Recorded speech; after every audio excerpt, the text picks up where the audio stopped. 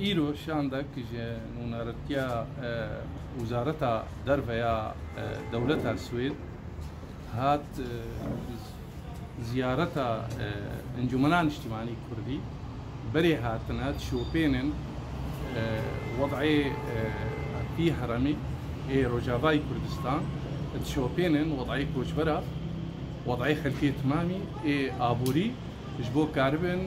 لابورتيفا بدن ونزانن سويد دولتك نهندك جبو مسألة آريكارية مسألة آبوري وغيري ويش ملتا تمامي را رولك وهبو دوي لابورتا قودان UN يا بري دمكي بن بيكرنن قول هرمي عفريني شيبوي إيرو جيب زلالي دشتغلن دبيجن إيما أم بدنجا كي بلند دبيجن دبي أو كوشبري جو العفريني والسريكاني وجريس بي فجرن أو من بيكرن دبي بينا سكناندن هرو دبيجن ويرو بلك ديروكي بي هجر أون كاربن أف ديالوكا جو إيرو دنابنا إنجومني وبيانا كده كاربن بريفا ببن هري سري أمي ولو كاربن بهتر رولك دولتا سويد بيشتغرتني ذهبي دبيشن إما أم دبينن زلاليشي وقتين نرى مي يا وزارة نرى دربة يا سويد وقت يقول تركيا أفدن جهان أمي بردوان بن تيدا لهر وهاجي أمي بردوان بن دا أريكارية دا أف ديالوج أواجو أم تيكل دارن بأمريكان عرب هر كثيرة بطرفي ديرجي قد في بريفا هري جاركي وتدوها وسيا وشارات وباردكن دوینا ویراست خوازم از بیشم او دیالوگا گو ایرود نبینام او پینا کیدا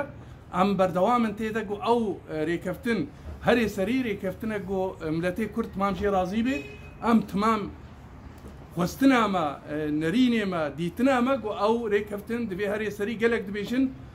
برا و نکارن ببن سری ام دبیشن بله ام بردوام گو ریکفتنک برا ببی نه دروجا و پشت ما دکبی ام خوازن او ریکفتن تشتک نمینی داخوازی ملتی ما برزقريك يا تشتيما ام كاربن بحب دوره شهر سرب كن جو ببيري كفتنك برا اف دولتي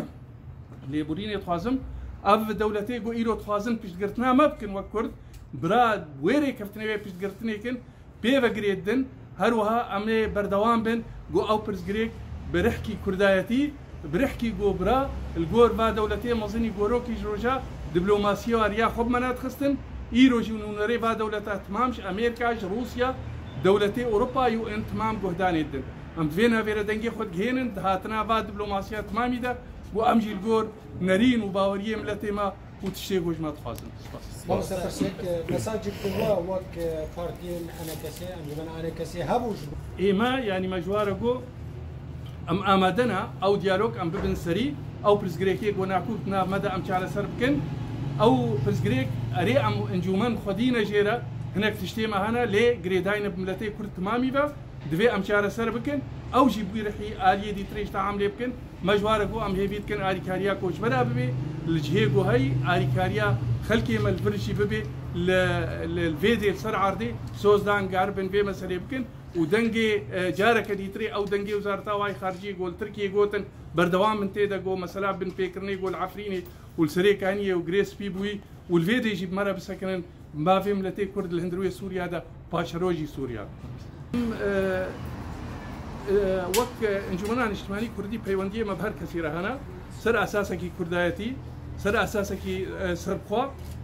أمش كسا كي قطناكن أم تبيجن أم ملتي كرد الهندروية سوريا قدي ما فين دبيت دستوري سوريا وغرانتيجي هبي جو ما في ملتي كرد برولوجي أبري كفتن وأب ديالوكا جو انتفاضن جبو ملتي كرد وشارة سريك الجور برياران في دولتي جو سوريا فيدرالي سوريا هر ملتي ده حقيقة شاببي أو ياجو أم جهين خلقية تمامي وأم بيرن جارة سريع سياسية سوريا تمامي.